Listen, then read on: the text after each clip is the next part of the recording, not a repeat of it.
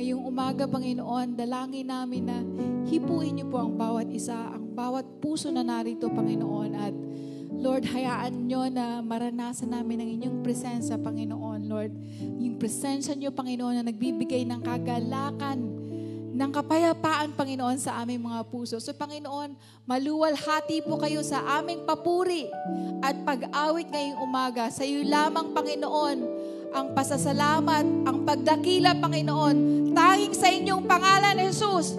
Purihin ka, Panginoon, ngayong umaga. Purihin ka. Ito po ang aming dalangin sa pangalan ni Jesus. Amen and amen. Palakpakan po natin ang Panginoon. Thank you, Jesus.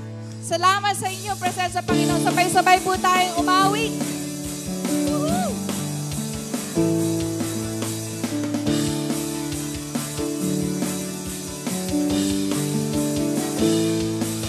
Kay sarap-sarap pa rin sa'yo, O Panginoon. Ang mga pagpapala mo'y lubos-lubos. Minsan ng ating kaaway, pilit natin natatangay damdamin. At sa ating pagpupuri, ako'y lubos na nagtagumpay. Presensya mo, Bawat sa iyong salita, bawat ang sekreto ko, kung bakit ako masaya. Bawat sa presensya mo, bawat sa iyong salita, tulad ng isang usa na laging uhaw sa iyo. Salamat sa iyo, presensya, Panginoon. Minsan paawitin po natin. Kay sarap-sarap pa rin sa'yo, O Panginoon. Ang mga pagpapala mo'y lubos-lubos. Minsan ang ating kaaway, pilit na tinatangay damdamin. At sa ating pagpupuri, ako'y lubos na nagtagumpay. Ang kailangan lang ay bawat sa presensya mo. O tanging sa ilang, Panginoon. Sa iyong salita, bawat ang sikreto ko, kung bakit ako masaya. Bawat sa presensya mo, bawat sa iyong salita, tulad ng isang usa na laging uhaw sa'yo. Bawat sa presensya mo, bawat sa iyong salita, bawat ang sikreto ko, kung bakit ako masaya. Bawat sa presensya mo, bawat sa iyong salita, tulad ng isang usa na laging uhaw sa'yo. Kalungkutan ko'y iyong pinawi, kagalakan ang ipinalik. At sa puso ko ngayon ay laging may bagong awit ng pagpupuri. Kalungkutan ko'y iyong pinawi, kagalakan ang ipinalik. At sa puso ko ngayon ay laging may bagong awit ng pagpupuri sa'yo. Pasasalamat ang alay ko sa'yo, walang katulad ang kabutihan mo. Binigyang kulay ang buhay kong ito, ako'y masasaya magpupuni pagkat kalungkutan ko'y iyong pinawi at kagalakan ang ipinalik. At sa puso ko ngayon ay laging may bagong awit ng pagpupuri. Kalungkutan ko'y iyong pinawi. Salamat, Panginoon. Kagalakan ang ipinalik. At sa puso ko ngayon ay laging may bagong awit ng pagpupuri. Pasasalamat. Pasasalamat ang ko sa'yo, walang katulad ang kabutihan mo. Binigyang kulay ang buhay kong ito. Ako'y magsasaya, pagbubuli pagkat kalungkutan ko'y iyong pinawi. Kagalakan ipinalit, at sa puso ko ngayon ay laging may bagong amo. Minsan pa kalungkutan ko'y iyong pinawi. Kagalakan ipinalit, at sa puso ko ngayon ay laging may bagong awit ng pagpupuri. Minsan pa mo natin pasasalamat.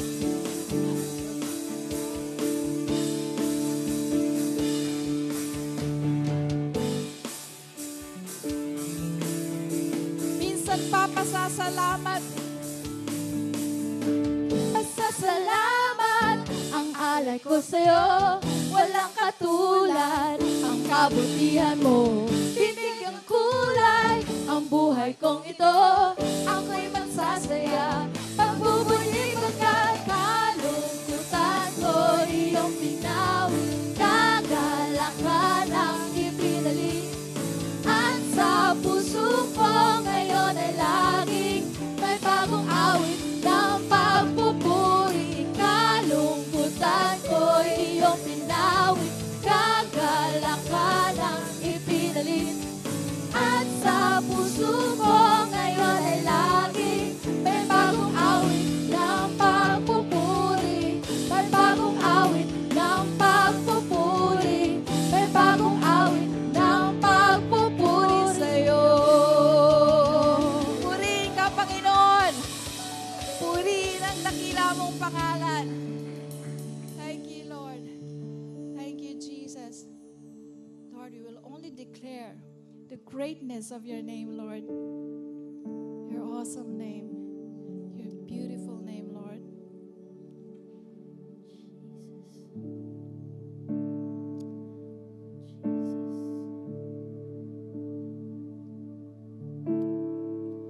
You were the one at the beginning, one with God the Lord Most High. Your hidden glory in creation, now revealed in you are Christ. What a beautiful name it is. What a beautiful name it is. The name of Jesus Christ, my King. What a beautiful name it is. Nothing compares to this. What a beautiful name it is. The name of Jesus.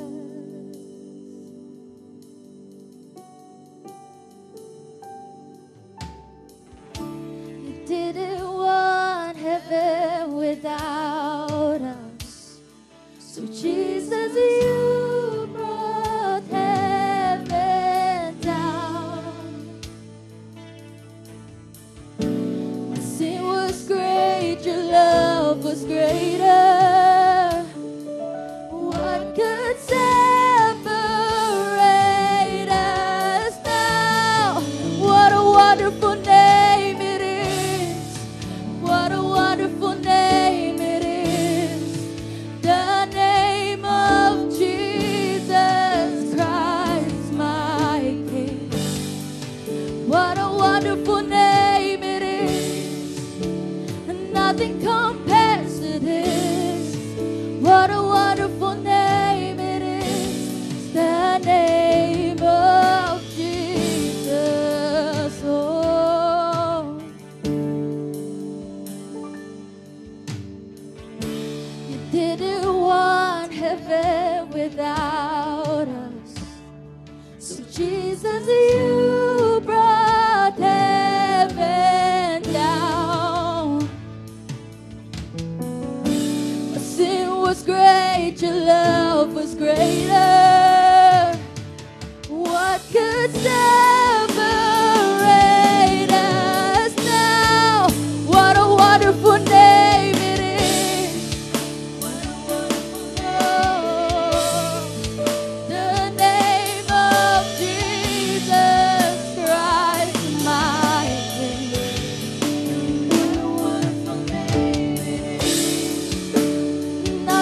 compares to this. What a wonderful name it is, the name of Jesus. Oh, your name, Lord. Oh, let's sing this. That could not hold you, that failed to before you. You silence the boast of sin and grave. The heavens are roaring the praise of your glory. For you are raised to life again. You have no rival. You have no equal. Now and forever, God, you reign. Yours is the kingdom.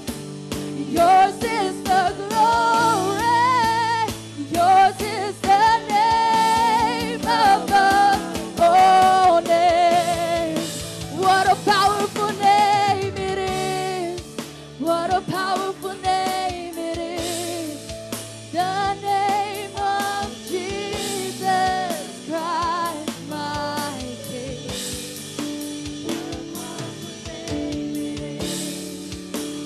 Nothing can stand against.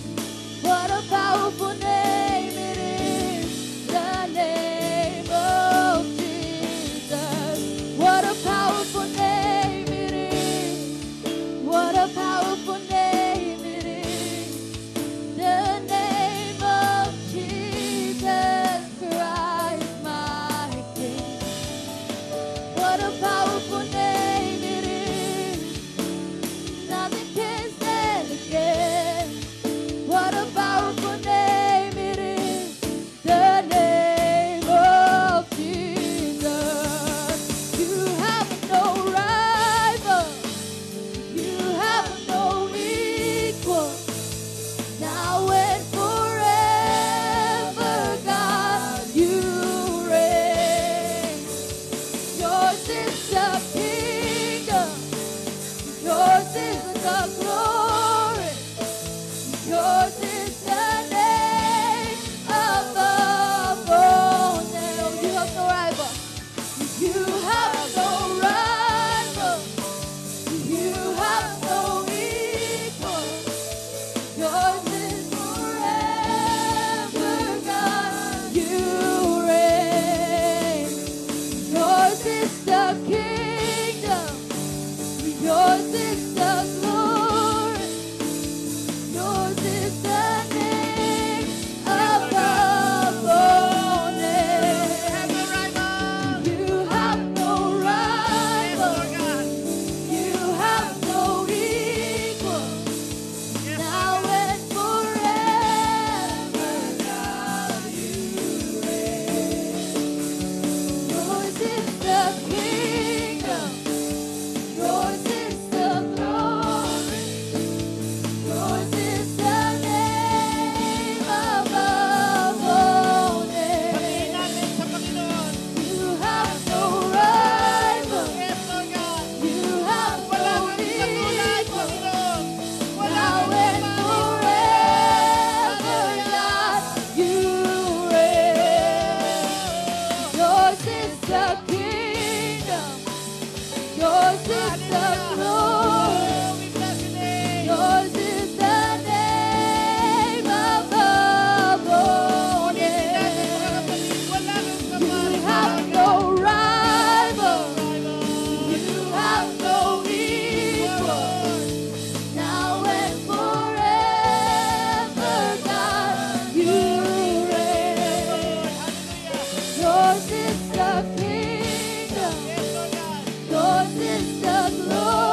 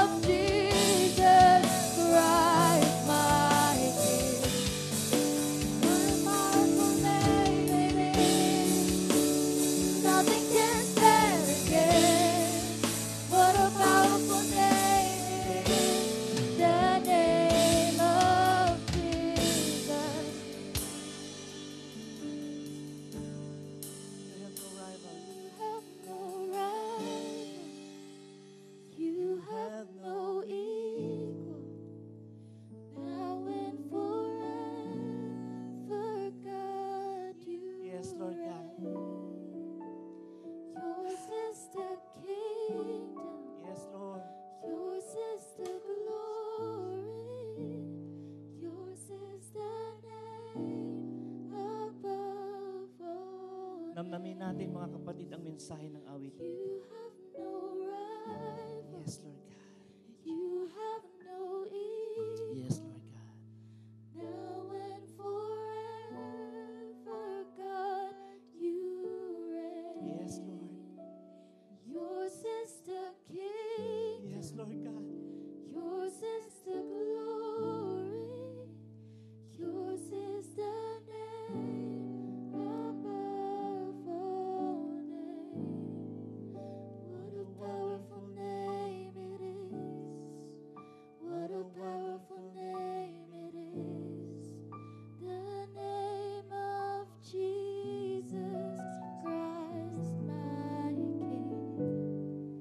What a powerful name it is. Nothing can stand against. Yes, Lord God. What a powerful name it is. The name of Jesus. Yes, Lord God. Patuloy namin, Lord God, na dinideklara sa aming mga buhay, Panginoon, na wala kang kaparis sa buhay mo, Panginoon. Sa buhay namin, Panginoon. Walang maihahambing sa pangalan mo, Panginoon. Wala kang katulad sa aming mga buhay, Panginoon. Ang manatili sa presensya mo, Panginoon. Ang paghahangad namin na patuloy ang kagandahan ng iyong mukha sa aming mga buhay, Panginoon. Patuloy naming nasain, Panginoon, na hanapin ang iyong mukha, Lord God. Manatili sa inyong presensya, Panginoon. Hallelujah. Sa iyong presensya may katagumpayan, Panginoon. Sa iyong presensya na may kapahingahan, Panginoon. Sa iyong presensya, Panginoon, Lord God, na natatamasan namin, Panginoon, Lord God, ang kagaangan ng buhay, Panginoon, Lord God.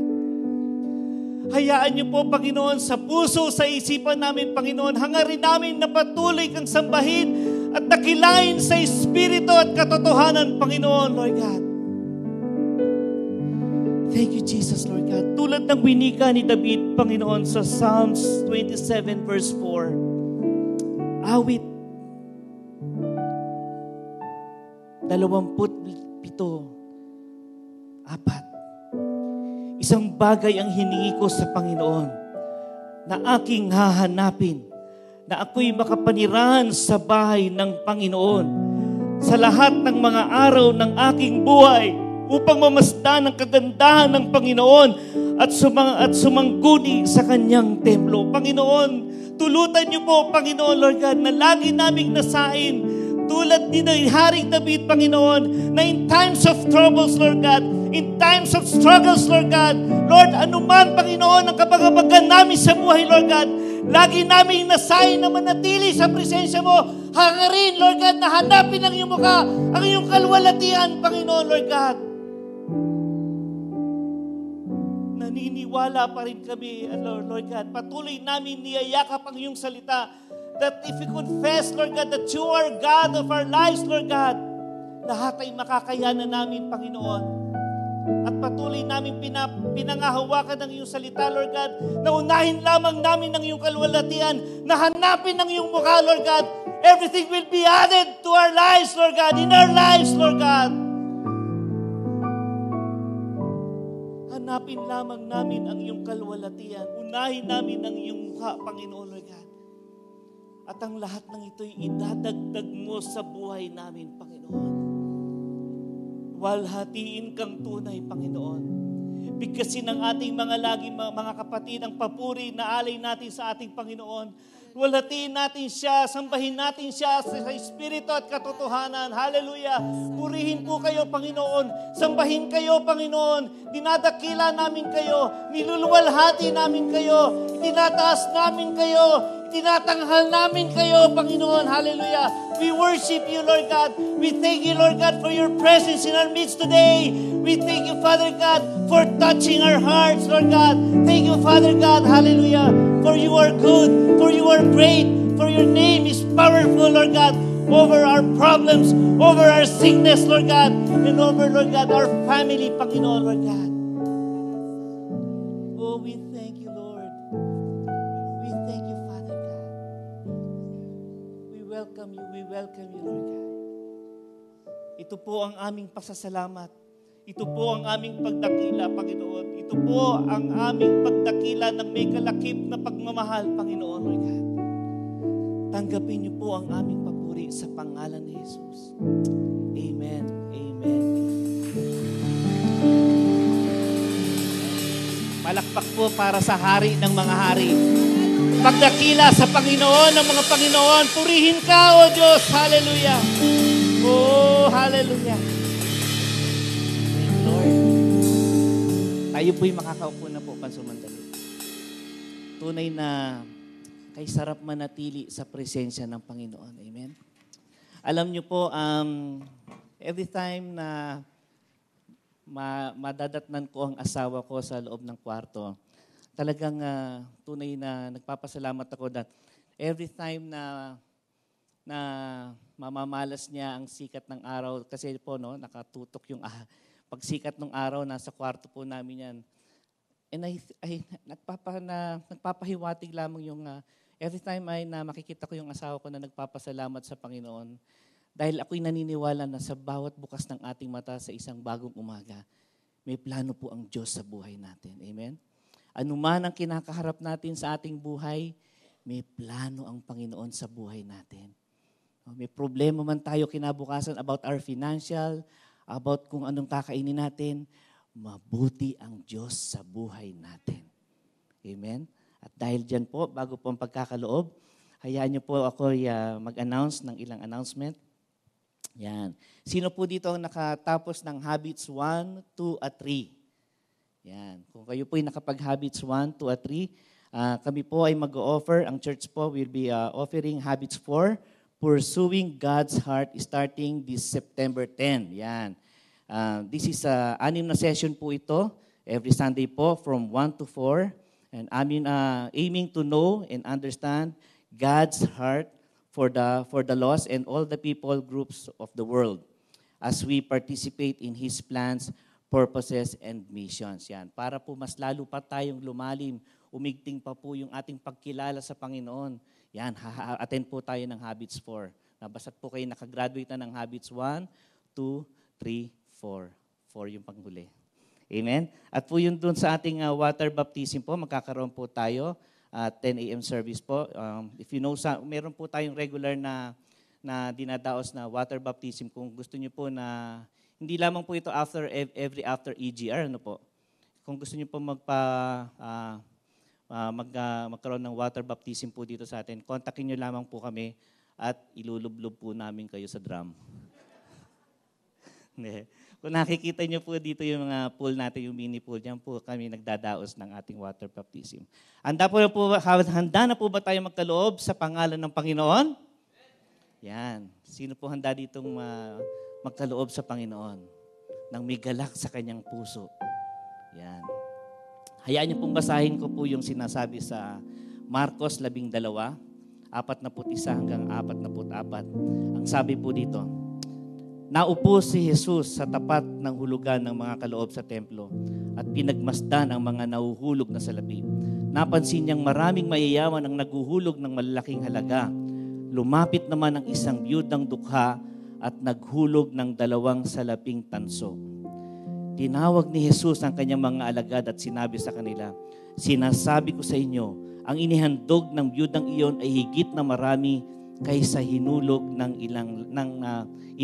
nilang lahat, sapagkat ang lahat ay nagkaloob ng bahagi lamang ng kanilang kayamanan, ngunit ang ibinigay ng babaeng iyon, bagamat siya'y dukha, ay ang buo niyang ikinabubuhay. Pinuri ni Jesus, mga kapatid, ang mahirap na balo sapagkat ibinigay niya ang lahat ng mayroon siya. Unlike the rich people who have gave out of their riches, out of their excesses. Yung mga sobra lang, kumbaga. The widow gave out of poverty 2 copper of coins. Choknat ang babanggitin ko eh. Ano naman yan? Copper of coins was all she had and she gave it all intentionally to the Lord. This was an act of perfect love and sacrifice. Hindi po sa halaga, kundi motibo po ng pagkakaloob ang tinitignan ng Panginoon. Ang pagsasakripisyo ay isang mahusay na sukatan kung nasaan po ang ating puso. Are we relying on our possessions and materials, riches, rather than the Lord? God wants us to be free from the love of money, and He is calling us to be generous, especially towards the poor. May the Lord's mercy and grace that we have received through Jesus Christ, our Lord, motivate us to care for those who are in need. So sa bilang pong pagsasara po, bago pong panalangin, the value of a gift is determined by what it cost the giver. So what did it cost you to give your tithes and offering today? Yan po ang mahalaga. Ang motibo po natin sa ating pagkakaloob. Remember, God looks at the heart of the giver. Tayo po'y manalangin. Salamat, Panginoon, Lord God, sa pusong handang magbigay at magkaloob sa iyo, Panginoon. Lord, tunay na sinabi mo sa iyong salita na tumitingin ka sa puso ng nagkakaloob, hindi sa halaga ng ipinagkakaloob, Panginoon. Anumang ang halaga ito, Lord God, na ipagkakaloob ng iyong mga anak, Lord God, basbasan mo ito para sa ikakalaganap ng iyong gawain, para sa kadakilaan ng iyong gawain, Lord, at para maabot ang mga nangangailangan. Sa iyo ang papuri at parangal sa pangalan ni Jesus. Amen, amen, and amen. At makikita po natin sa screen kung paano pong ibang paraan ng pagbibigay po. Tayo po'y malayang makakatayo at makakapagkaloob po para sa gawain po ng Panginoon. God bless you all po. Thank you po.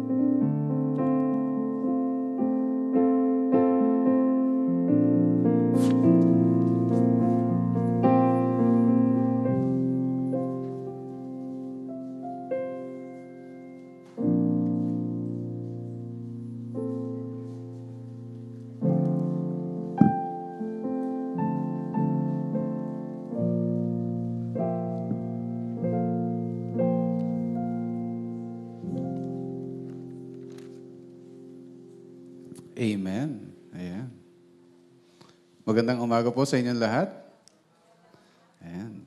Gising na po ba kayo? Yes, of course, kasi nandito na kayo. And, I'm really happy to see, kapag every time marami yung ating 8 o'clock. Ibig sabihin, maaga kayong mga gumising.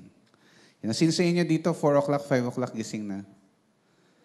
Ayan, di ba? Hindi ko alam nung bata kami, kahit may bagyo, walang pasok, holiday, Saturday, Sunday, kailangan gumising kami ng 5 o'clock. Dapat mauna kami sa araw. Hindi ko alam kung bakit. But, it's always good, kasi you get to do a lot of things bago pa gumising yung ibang tao. Di ba? Alright. So today is the start of yung ating Names of God series. Yan. So, yan po. Names of God. Ito po yung title natin, Covenant Keeping God. Yan. So, today we will start itong series na to, and in the next few Sundays, we will be hearing yung different names. Pero ito po yung parang introduction to the names of God. So, we have to understand, yung names of God, it will shape yung pananampalataya natin, yung outlook natin, yung actions natin. Understanding yung pangalan ng Panginoon, o yung iba't ibang pangalan ng Panginoon, will help us understand kung sino siya. It enables us to build a strong bond, and live right. Kasi kapag kilala mo yung Panginoon at tumawag ka sa Panginoon sa pangalan niya, ibig sabihin na de-develop or namumold lalo yung bond ninyo together. Yung pagsasama niyo ng Panginoon, 'di ba? Parang buhay mag-asawa, the more that you talk, the more that you come together, 'di ba? Yung nakikilala niyo yung isa't isa, mas lumalakas yung faith niyo, yung trust nyo to each other. It also teaches us to carry ourselves as true ambassadors of our faithful God. Ambassadors meaning representative. Tayo, bitbit natin yung pangalan ng Panginoon. Kapag sinabing Kristiyano ka, ibig sabihin nun, you are a follower of Christ. Meaning, sinusunod mo at ikaw ay may pananampalataya sa Panginoon. And, understanding and learning about yung character niya helps us with our daily challenges. It helps us draw closer.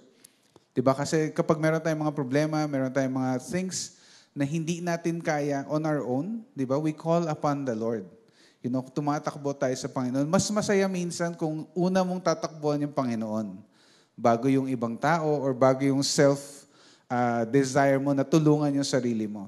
Mas simple yun eh. Minsan, kasi di ba tayo madalas ginagawa natin parang pag hindi na talaga, when all else fails, Pag pumalpak na lahat ng efforts natin, tsaka tayo tatawag sa Panginoon. Diba? And of course, the Lord will never fail us. And so, minsan, pwede nating skip yun. Yung part na tulungan ko muna yung sarili ko, hanap muna ako ng paraan, and go straight unto the Lord. Now, understanding yung meanings of God's names will teach us how to worship, to live right, and to show others who God truly is. Kasi makikita nila yon sa atin. I remember before meron kaming pinag-pray, nagkaroon kami ng problem with this particular family.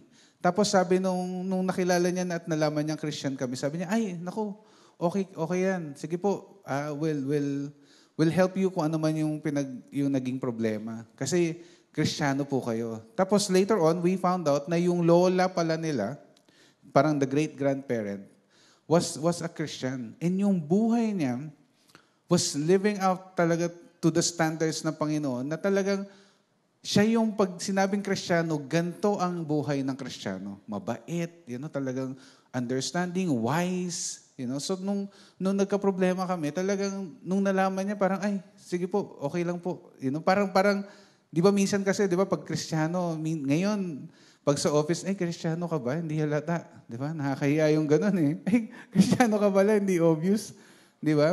Pero understanding God's name will help us to live right and present, yung name niya to others.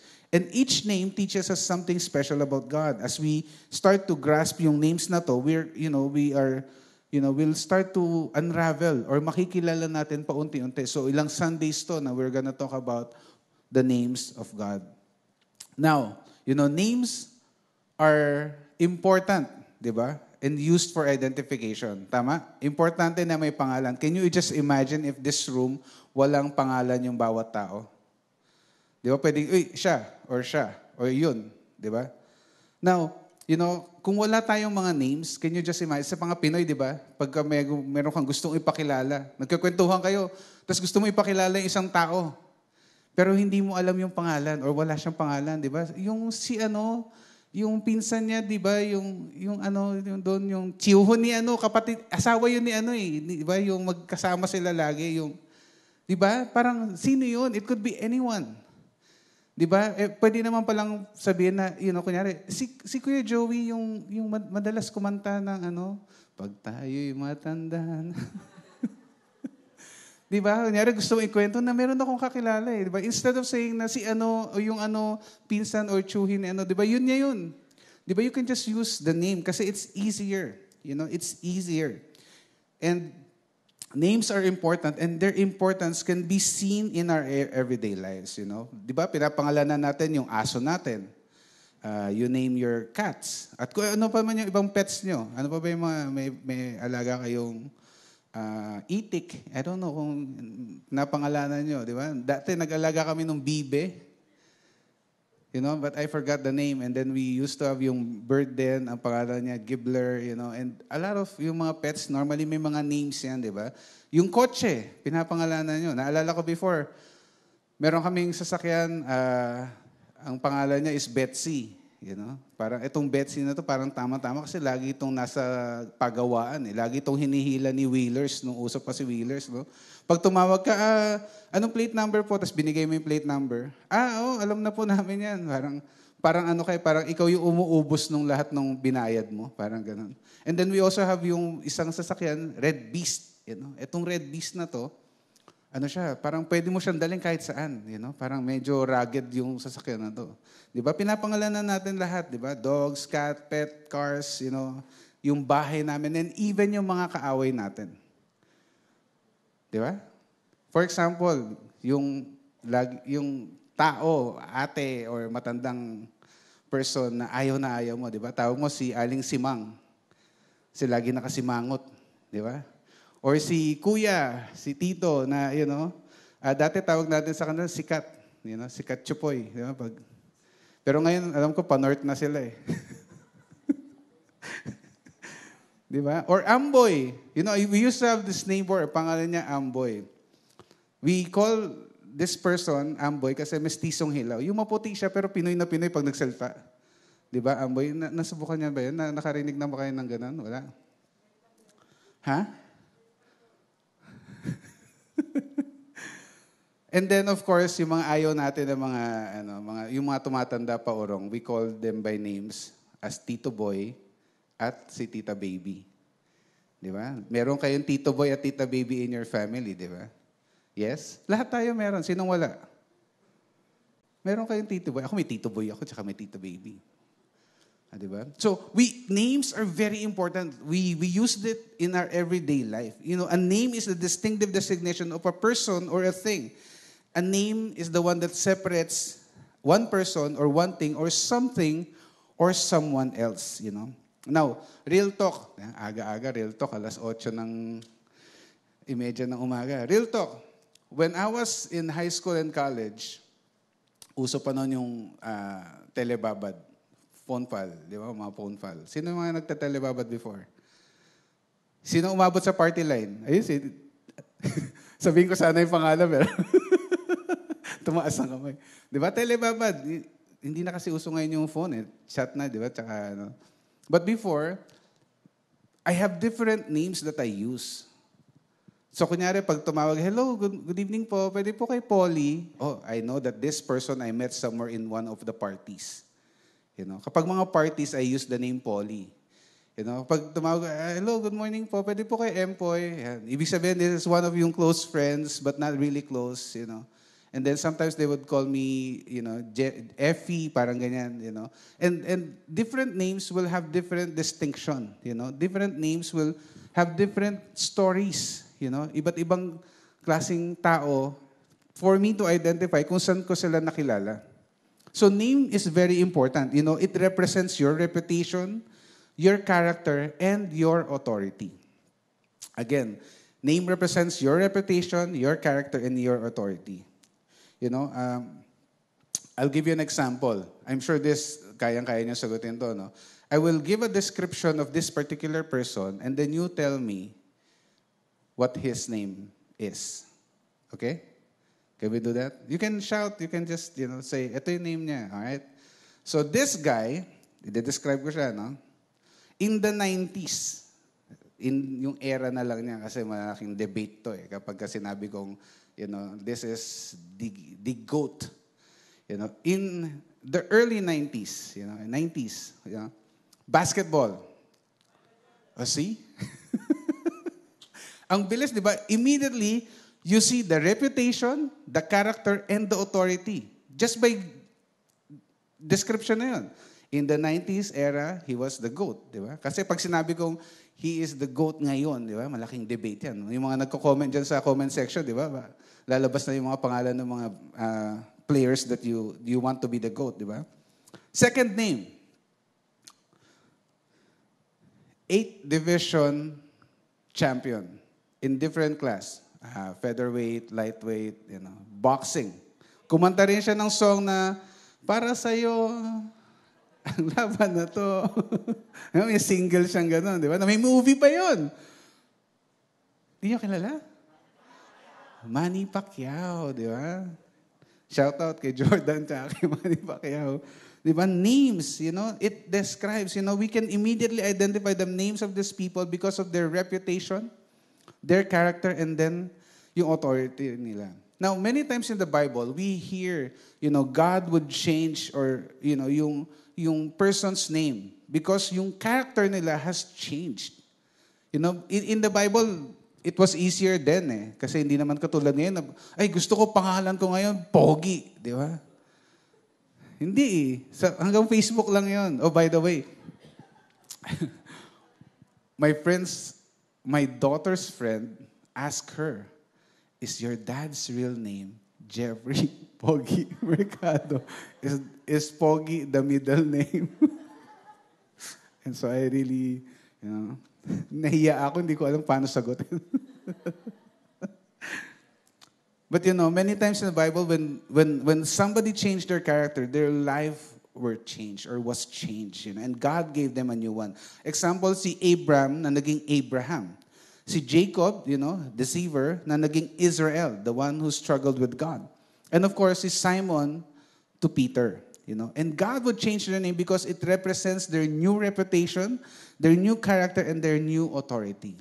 Now, this is different with God kasi no one named God. Walang nagpangalan kay God. We don't tell God who He is, but He tells us who He is. Diba? Siya mismo would tell us who He is. The names of God represents His reputation, character, and authority. God's name is equal to all that the Bible tells us about God. And behind each of those names, is a conversation, a story, a miracle that God made with His people. In Exodus chapter 3, verses 13 to 15, dito Moses said to God, kausap niya si Moses dito, sabi niya, suppose I go to the Israel and say to them, this was the time when God was going to remove Israel out of Egypt. And He sent Moses. And so Moses said, suppose I go to the Israelites, and say to them, that the God your fathers has sent me to you. And, what if they ask for the name? What shall I tell them? Ano sasabihin ko when they start to ask, meron akong magandang storya sa inyo. Tinatanggal na tayo ng Panginoon sa ating, from slavery. Pero pag tinanong, sino nagsabi nito? And then God said to Moses, I am who I am. This is what you are to say to the Israelites. I am has sent me to you. Yun yung sagot ng Panginoon. And God also said to Moses, say to the Israelites, the Lord, the God of your fathers, the God of Abraham, nirefer niya si Abraham, si Isaac, at saka si Jacob, has sent me to you. And this is my name forever, the name you shall call me from generation to generation. And that day, and that moment, the Israelites learned from their deliverance that the God who revealed His name to Moses is a God who saves. I am. And Moses knew that the Egyptians has many gods. Kaya niya tinatanong kasi during that time, the Egyptians, they have a lot of gods. For example, si Ra, the God, sun god. Si Isis, God of medicine. Si Hapi, yung God of Nile. God of fertility, si Heket, and many more. And each one of those God has names. Kaya tinatanong niya, so sino? Kasi alam ko, God ka. But what is your name? And Moses knew that, he only knew the title of God, but he doesn't really know his name. And so he wanted, an assurance that when I talk to Pharaoh, I will simply use this name. And Pharaoh will will stand up and respond to me. And God tells Moses that my name is I am. I am who I am. The God of everything just revealed yung personal name niya to Moses. And their names before talaga, even now, are very important at that time. It could point out to a person's mission in life. Before, kapag tinawag ka na pinangalanan ka ng a certain name, ibig sabihin that would be what you are going to be. Yun na yung magiging buhay mo. Parang ganun siya. It's almost like a name that you will have to live with. Diba? Kaya kapag pinanganak ka, pangalan mo, Malas. Diba? Sa tingin mo ba, saswertihin ka? Diba? Pag pangalan mo, Pangit. Diba? Ganun siya eh. So Moses was saying, what do I say? I remember every time I would ask our young people, and tell them, especially if they're leaders, I will tell them, okay, correct this person, or reprimand this person from doing this, or remind this person, not to do this again, or not to wear this again, or, be courteous, be respectable, blah, blah, blah. And then they would come back to me and say, we tried everything. We said everything that is supposed to be said, but, we had to use these lines, kasi they're asking, bakit mo sinasabi sa akin to? And they would have to resort to, sabi kasi ni pastor. Diba? And sometimes we are like that, diba? When someone corrects us, diba? Unang tanong, sino nagsabi? Right? Kapag ikaw lang nagsabi, I'll argue. But if it's somebody higher, or the one with authority, then I'll follow. Diba? Parang may mali doon, no? But sometimes we do that. Sometimes I do that. When someone comes to me and approach me, sinasabi. Tapos sinabi niya si Pastor Josie po, oo naman. Ba't naman hindi? bang inaantay natin dito? Di ba? Parang ganun yan eh. So, when Moses asked God what he should tell the Israelites when they asked, he's actually asking God to provide some credibility, to this wonderful story that he's about to tell his people. He's asking God about his reputation, his character, and his authority. And God said to Moses, I am who I am. In Jewish tradition, this name is never actually spoken aloud or hindi siya basta-basta sinasabi. Di ba kasama dun sa Ten Commandments, do not use the name of the Lord in vain. Hindi mo siya pwedeng gamitin kasi, death yung kasunod nito. And yung Hebrew text nito are 4 letters. Y, H, W, H, or Yahweh. If you read the Old Testament, you'll see mostly yung Yahweh represented as Lord. Kasi nga, they don't use the name Yahweh or they are not allowed to just say, Yahweh said. Parang it's almost a crime, parang gano'n. No? So instead they use the name Lord. Para siyang nickname, no? Ginamit na lang yung Lord, hindi yung buong pangalan kasi lagot ka kapag ginamit mo yung word. But during that time, it was very holy that no one is allowed to use, that name. And so when God said to Moses that you use this name, my name is I am, or Yahweh, or Lord, And, very frequent to ginagamit in the Old Testament. But again, it is, they translate it as Lord. Capital letters lahat, And Yahweh means that God is self-existent, self-sufficient. God has no beginning, has no end. It means that God is the absolute reality. He is utterly independent and everything depends on Him. And He is independent and ito yung pinakamaganda, constant. Constant, di ba? Sabi ni Heraclitus, sabi niya, there is nothing permanent except change. Di ba? Tama naman. Lahat nagbabago. Yes? Every day, nagbabago ka. Dati mabait ka, tas lalo kang bumabait. Or dati mabait ka, tas hindi ka na mabait. Di ba? Both good and bad. But, God does not conform to any of this.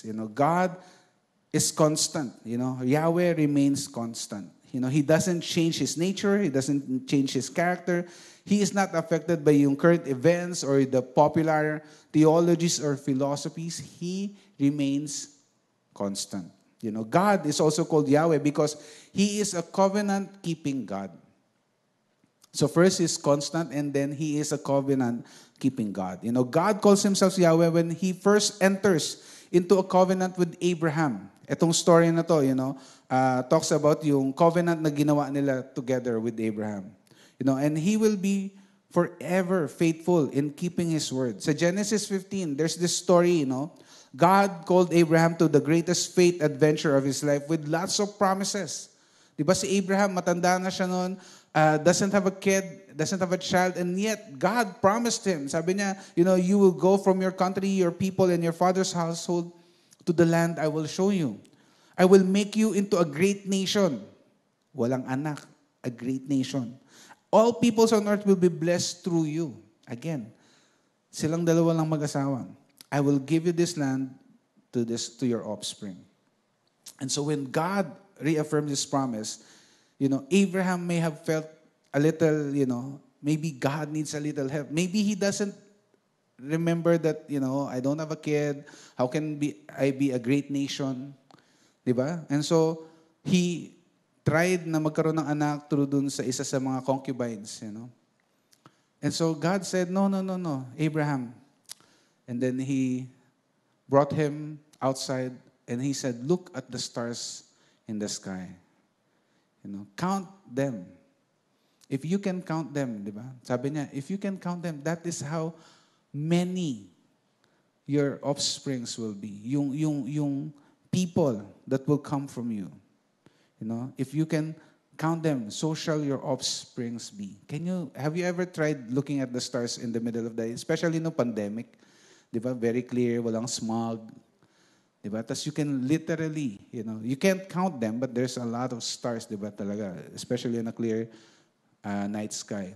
And so God was telling him, this is my promise to you. Now, God did not rebuke, Sabi kasi ni Abraham, Lord, how may I know that I shall possess it? But God did not rebuke Abraham sa question na to, but confirmed His promise by a covenant, In Genesis 15:9-11, yan.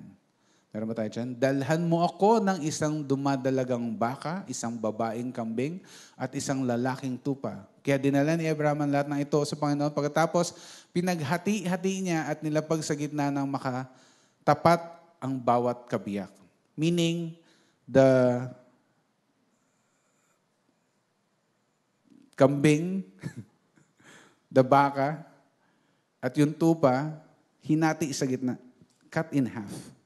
And that's how they do covenant before. In the ancient times, hindi uso before yung may witnesses, legal documents, walang power of attorney, or you don't need to bring an attorney kasi hindi pa naman uso yung mga ganun. When they make covenant, when they make an agreement, this is what they do, They don't need lawyers, they formalize it through covenant, And this covenant is sealed by the dividing of an animal. So they cut an animal in half, place it on each side, and then both men who's making that covenant will pass through dun sa gitna nung pinaghati nila na hayop. Meaning, para siyang agreement na, be it unto me. Mangyari sa akin yung nangyari dito sa hayop na to. Sa tupa na to, sa baka na to, sa kambing na to, kapag hindi ko tinupad yung pangako ko sa iyo, yung covenant that I am making with you. So that is how graphic. Can you imagine if that's today, I promise, na meron tayong pandesal every morning. Tapos kukuha ako ng baka, hatiin ko sa gitna, di ba? Tapos tatawid tayo lahat doon, di ba? So may lechon na yung baka. Yeah. But during those times, di ba, imagine mo, di ba, to have a concrete covenant with someone, you have to kill something. You have to kill an animal and walk in the middle of it. And that's how they do covenant. And so we see that this verses does not describe the process of animal sacrifice, but the legal act of making a binding agreement. God asked Abraham to prepare yung animal na yon. And before sunset, Abraham fell into a deep sleep. And when the sun, sabi doon sa Genesis 15:17, sabi doon, when the sun had set and darkness had fallen, nang lumubog na ang araw at dumilim na, biglang may nakita si Abraham na palayok na umuusok at nakasinding sulo na dumaraan sa gitna ng mga hinating hayop. And so this was God passing through the covenant without asking Abraham to do the same. It was just God who went dun sa gitna nung pinaghati na animal. And it's very distinctive, No condition was placed upon Abraham for its fulfillment. Meaning, whether or not Abraham does his part, God will fulfill His covenant. And that is Yahweh, Yung name na Yahweh is a covenant-making God. And God made that covenant with Abraham, by sacrifice of a goat, a ram, and passed between the cut pieces. And, pinakita dito ng Panginoon, ni Yahweh, that this is a promise that I'm going to fulfill in your life. Now, this covenant was fulfilled, of course, we know, when God sent His only Son, Jesus Christ, to die on the cross for us. We see the promises of God to Abraham realized by Jesus Christ, by a sacrifice, Jesus as the Lamb. So, we have to remember, that God is the ultimate covenant keeper. We are in covenant with Him. He is our Yahweh. We can trust Him, and He is the covenant promise-fulfilling God.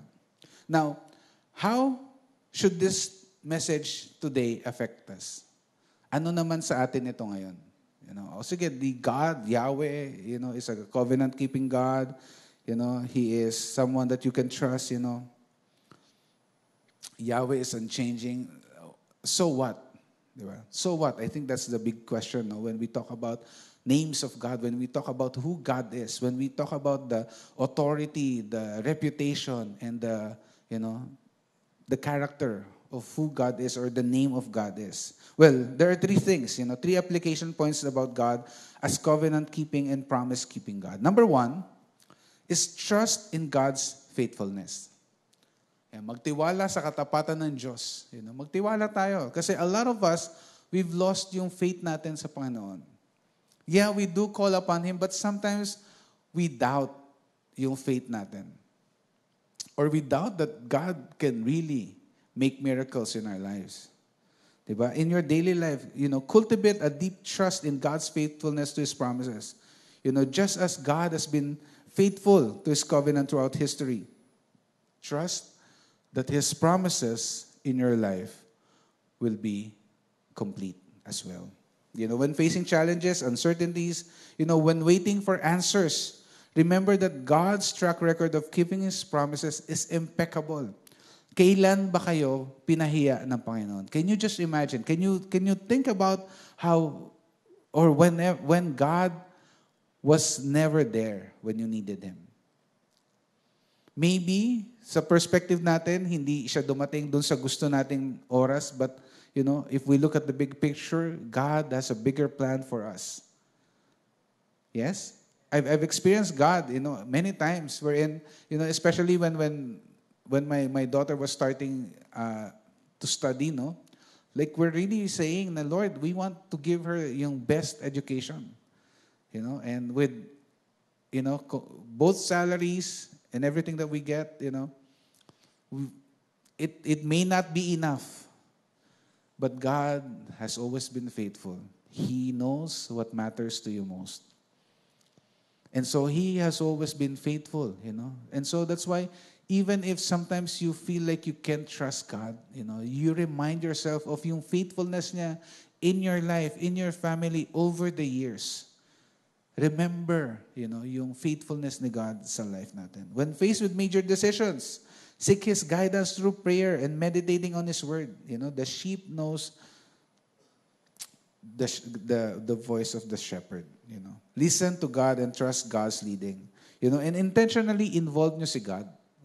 I remember my daughter was, sharing because there was an activity in school and she really wanted to join before, and then afterwards she kind of feel like this is not for me. And so she texted us, Mom, I prayed about this.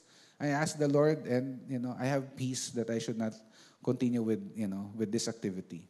And so we said, okay, we trust God in your life, and since you asked the Lord and you have that peace, then it's okay. We're not gonna push you. We're not gonna prevent you from from responding to God's answer to your prayer. And that's how we should be. Trust in God's faithfulness. Trust in God. And second, live out covenant relationship. Isabuhay ang pakikipagtipan ng Diyos. Just as God established covenant with individuals in the Bible, understand that we are in a covenant relationship with Him through faith in Jesus Christ. So when we accepted Jesus, we are in covenant with Him already. And a covenant relationship involves faithfulness, obedience, in our lives. And it should, yung commitment natin by living in accordance with His commandments and principles. And this includes treating others with love, compassion, practicing forgiveness. Siguro yung obedience natin should reflect yung devotion natin to God's covenant. We cannot just be praying and asking God, of the things we need or we want. We cannot just show that we are followers, but we should, extend it to the people around us. Have you been loving to your brothers or sisters or neighbors or office mates? Have you been compassionate to the people around you, to the people under you? Diba? Sometimes kasi when we are in authority, we undermine the people under us. Are you showing compassion? Sometimes I would, if I look at someone normally I have, parang hindi man judgment, no, but I have a sort of like a notion of who this person is or was or what this person can or can't do. And then the Lord rebuked me a lot of times. And then, He would say na, you don't know what this person is going through. You don't know why he's like this. You don't know what he is going through every time he's at home or she's at home. And so when we look at people, we need to look at them with love and compassion, just like Jesus would do, like how Jesus would. So, isabuhay natin yung pakikipagtipan ng Diyos. And so siguro yung question is, have you shown love, compassion, and forgiveness? Kung meron kang kaalitan ngayong umaga na to, or itong week na to, or itong month na to, maybe it's time to forgive. Maybe it's time to say, I forgive you. And maybe that person doesn't even know that you're affected, or maybe he or she doesn't know that you are, affected by what you or what she did or he did to you. Forgive. And lastly, serve and share the gospel. I think this is one of the most neglected applications, no? When we reflect on on God being covenant keepers. Sometimes we personalize and we marvel at God's faithfulness in the impossible situations in our life, but we forget that His promise comes with a calling.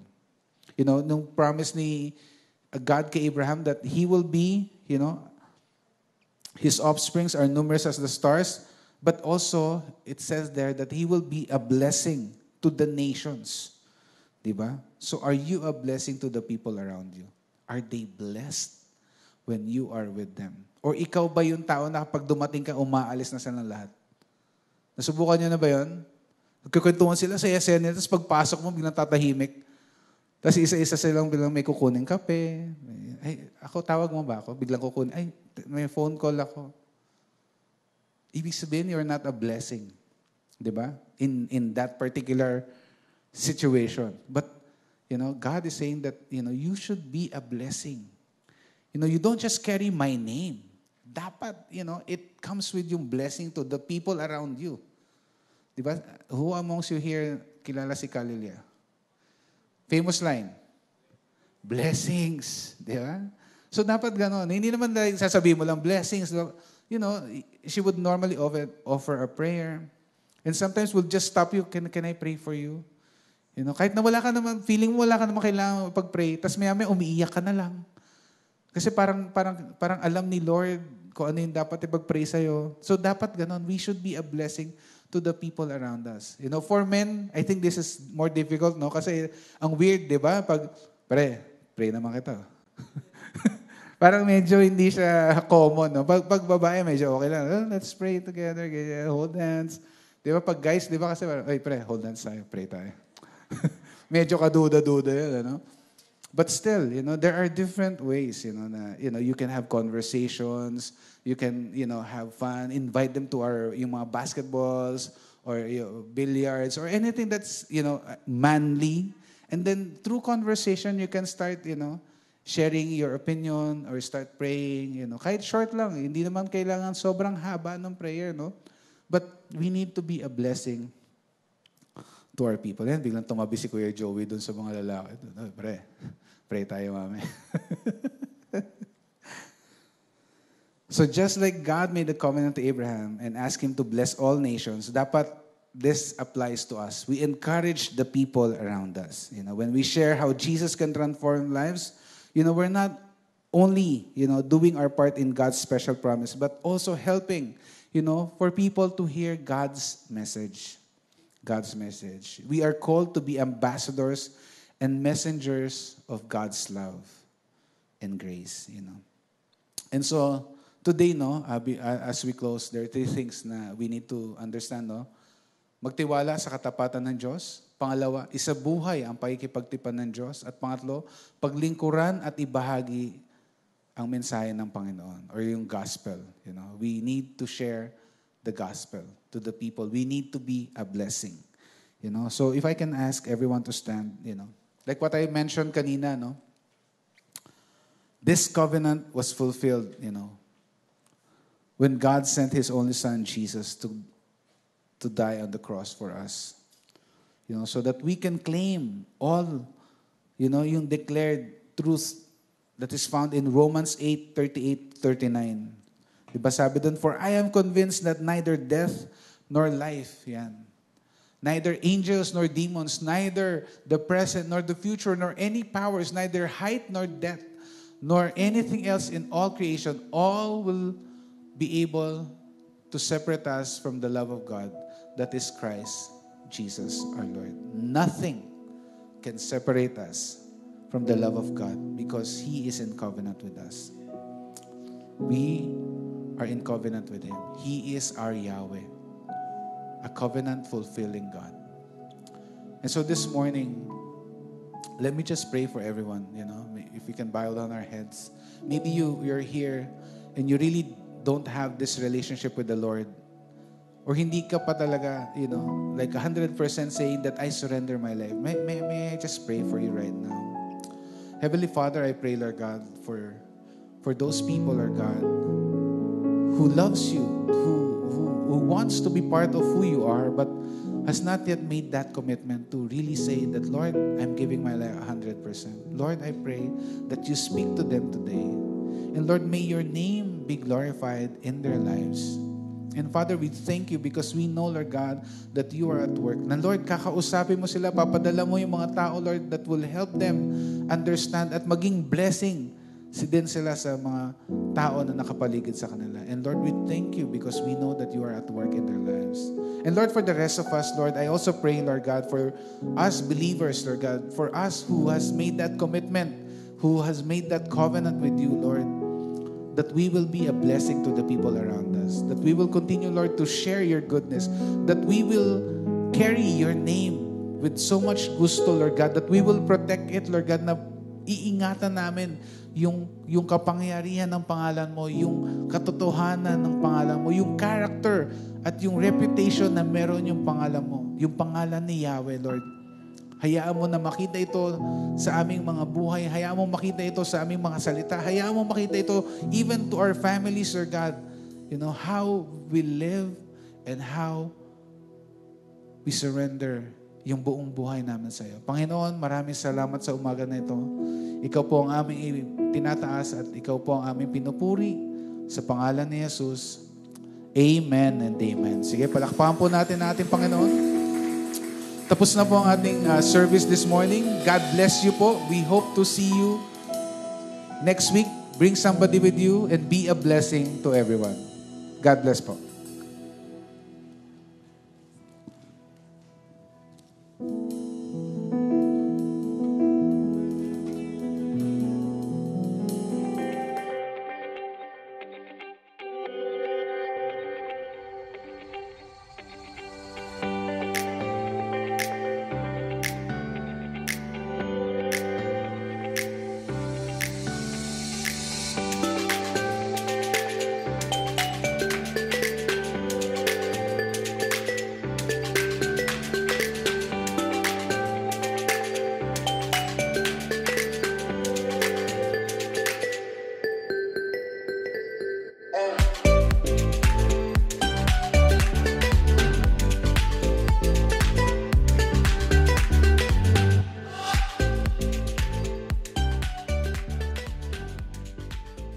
Thank you for joining our worship service today. We hope that the praise and worship of God inspired you. We hope that the prayers uplifted you. And we hope that the preaching of God's Word encouraged you and challenged you to live a life according to God's purpose for all of us.